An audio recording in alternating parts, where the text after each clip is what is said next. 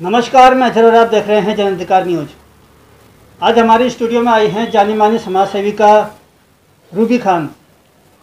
देश में हो रहे बालिकाओं पे और महिलाओं पे अत्याचार के मसले पर हमने इनको यहाँ बुलाया है। इनसे हम जानकारी लेते हैं कि आखिर कानून में ऐसी कहाँ कमी रह गई है जिसके कारण लगातार ये घटनाएं जो हैं बढ़ती जा रही हैं।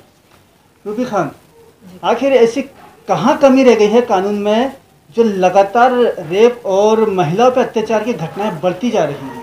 देखिए, सबसे पहले तो मैं आपसे ये कहना चाहूँगी कि जो हाथरस की निर्भया के साथ हादसा हुआ उसके लिए न सिर्फ मैं बल्कि पूरे हिंदुस्तान की औरतें शोक, दुख और शर्म में डूबी हुई हैं।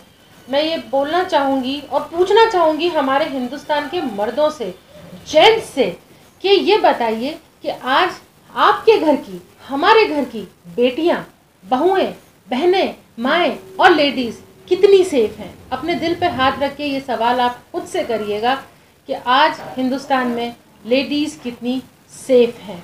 दूसरी बात, आपने जैसा कि पूछा कि कानून व्यवस्था के बारे में क्या कहना है। देखिए, मेरा कहना यह है कि कानून इंसानों के बनाए हुए हैं और इंसानों के बनाई हुई किसी चीज़ में अगर कोई लूप होल रह जाता है तो उसको हम फुलफिल कर सकते हैं। जहाँ तक रही बात लॉ एंड ऑर्डर की, लेडीज़ के मसलों के अंदर, तो मुझे ऐसा लगता है कि लेडीज़ को, लेडी फोर्स को, वुमेन फोर्स को पुलिस में, जुडिशियल सिस्टम में ज़्यादा से ज़्यादा आना चाहिए। क्योंकि कोई भी अगर किसी लेडी के साथ, किसी औरत के साथ कोई दुर्व्यवहार होता है, रेप, दुष्कर्म जैसी, छेड़खानी जैसी कोई चीज़ होती है, तो वो जब शिकायत करने थाने का रुख करती है, चौकी का रुख करती है या किसी जुडिशियल सिस्टम का रुख करती है, तो अगर वहाँ पे कोई लेडीज़ उसके लिए बैठी हो, कोई lady constable, lady police officers, lady judicial officers, तो वो अपने दिल की, अपने बदन की, अपने साथ हुई हर तकलीफ़ को खुल के कह सकती है। मुझे ऐसा लगता है कि मेरी इस बात से ज़्यादातर लेडीज़ सहमत होंगी कि अगर जैसे अभी जयपुर में हमारी निर्भया स्क्वाड है, सुनीता मीणा जी के अंडर में बेहतरीन काम कर रही है।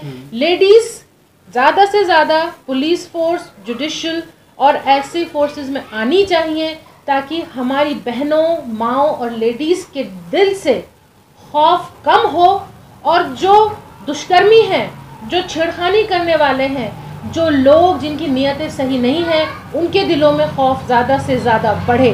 तो मेरा कहना ये है अजहर भाई कि लेडीज़ ज़्यादा से ज़्यादा फोर्सेस में आनी चाहिए ताकि लेडीज़ कंफर्टेबल लेवल पे आएँ और अपनी बात, अपनी तकलीफ़, अपनी परेशानी अच्छे से शेयर कर सकें और जेंट्स को लगे कि शायद इनकी पावर डबल हो गई है। आज आपने देखा होगा कि इस कोरोना काल में विरोध को लेके काफ़ी भीड़ इकट्ठा हो जाती है और केंद्र सरकार है या राज्य सरकार लगातार अनुरोध कर रही है कि भीड़ इकट्ठा ना करे, कोरोना फैलेगा, लेकिन जनता विरोध के नाम पे लगातार सड़कों पे है, तो ये कानून का उल्लंघन भी है और कोरोना को भी बढ़ावा दिया जा रहा है। इसके बारे में कुछ बताएं। देखिए, जैसा कि आप भी जानते हैं, सारे मेरे भाई बहन भी ये जानते हैं कि कोरोना को हराने के 3 कदम हैं।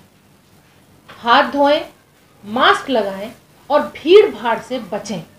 एक सोशल डिस्टेंस, इमोशनल नहीं, सोशल डिस्टेंस मेंटेन करें। जैसा कि आपने कहा कि आज धरने, विरोध, रैलियों में इस सोशल डिस्टेंसिंग के नियम को, इस इकट्ठे होने के नियम को तोड़ा जा रहा है। मैं भी देख रही हूँ, बहुत हद तक आप सही कह रहे हैं, लेकिन मेरा एक पॉजिटिव साइड देखने का ये है कि कई जगह इनको फॉलो भी किया जा रहा है। जो लोग इस नियम को तोड़ रहे हैं वो गलती कर रहे हैं, वो खिलवाड़ कर रहे हैं ज़िंदगी से, न सिर्फ अपनी बल्कि दूसरों की भी। मतलब ये उनको भी हो सकता है, किसी उस भीड़ में किसी को हुआ तो उनको भी हो सकता है, या अगर वो असिम्प्टोमेटिक पेशेंट हैं कोरोना के, जिनको कोई सिम्टम नहीं है, तो उनसे किसी दूसरे को भी हो सकता है। तो वो सिर्फ अपनी ही नहीं, दूसरों की ज़िंदगियों से भी खिलवाड़ कर रहे हैं, जो कि गलत है।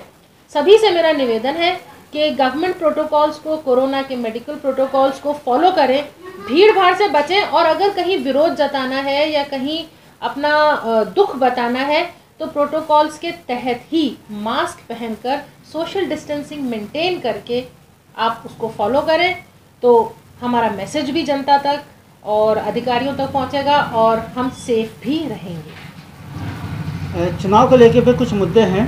जी। जैसा कि आपने देखा होगा कि राजस्थान में जो तीन राज्य जिलों में जो चुनाव के हैं, निगम के चुनाव के, जी। वो उसको लेके सरकार सुप्रीम कोर्ट गई है। हाई कोर्ट के आदेश को दरकिनार करके सुप्रीम कोर्ट गई है, जबकि पंचायत चुनाव हो रहे हैं जी। तो इसको लेके सरकार को सुप्रीम कोर्ट में जाने की क्या ज़रूरत पड़ी? देखिए, सरकार के अपने इवैल्यूएशन है। हर जो भी सिटीज़ हैं जहाँ के निगम चुनाव होने वाले हैं, उनके कोरोना के पेशेंट्स को लेकर अपकमिंग जो राइजिंग नंबर है पेशेंट्स का, जो बढ़ता हुआ ग्राफ है, जो हॉस्पिटल्स भरे हुए हैं, सीट्स बेड्स नहीं है, ऑक्सीजन लेवल अवेलेबल नहीं हो पा रही है, तो सरकार के पास डेटा होंगे, बिल्कुल होंगे, उनके पास रिपोर्ट्स होंगी। हर जगह के कोरोना पेशेंट्स का ग्राफ अलग है, तो सरकार ने कुछ ना कुछ ज़रूर ग्राउंड स्टडी करी होगी, जिसके बेस पर के उसको ये लग रहा होगा कि अगर ये चुनाव अगर आगे हो जाते हैं तो बेहतर ही होगा चुनाव आगे होने पर। और बाकी जो चुनाव आयोग और माननीय सुप्रीम कोर्ट, हाई कोर्ट के जो भी ऑर्डर्स हैं, बाकी वो हमारे सर आंखों पे। हमारे द्वारा दी गई जानकारी आपको शायद पसंद आएगी, तो ऐसी वीडियो देखने के लिए हमारे चैनल को लाइक करें, शेयर करें और सब्सक्राइब करें। जन अधिकार न्यूज़ से मैं मोहम्मद अजहर।